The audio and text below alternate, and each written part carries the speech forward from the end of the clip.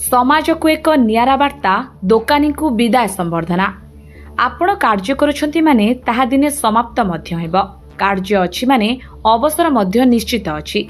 एही अवसर शब्दटी आपण माने अनेक समय रे विदायकालीन अवसर भाबरे सुनिथिबे। आउ विदायकालीन अवसरटी साधारणतः कोनसी जगह चाकरी करुथबा व्यक्ति को दिया जिबार आपण माने जानिथिबे। किंतु नालको अंचल रे जणे चा दोकानी को अवसरकालीन विदाय देई अंचल रे एक नियारा उदाहरण सृष्टि करि पारिछंती। नालकोनगर बजारे दीर्घ 45 वर्ष एक चाहा दुकान करी निजर परिवार गुजराण मेंटाउथिबा केन्द्रापड़ा जिलार श्री गोविंद चंद्र साहू नालको बजारू विदाय नेछंती।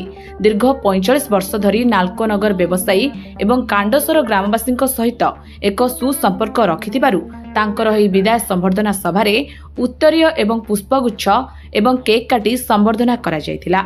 से दीर्घ दिन धरी कांडसर ग्राम रे भड़ा घरे रहुथिले।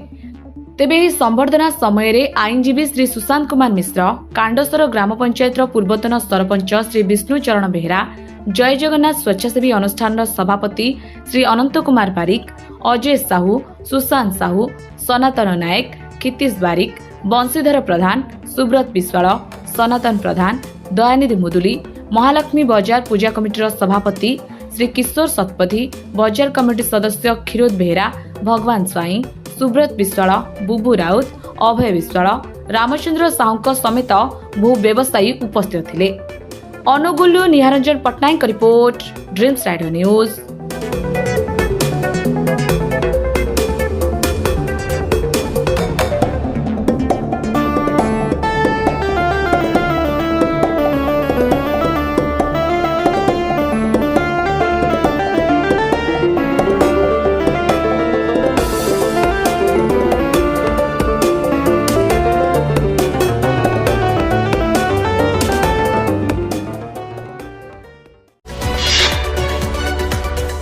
आम सह प्रतिदिन जोड़ी होई रहिबा पई आम चैनल को लाइक, शेयर, सब्सक्राइब एवं फॉलो करंतु। ड्रीम्स राइडर सबु समय रे आपन को सेवा रे।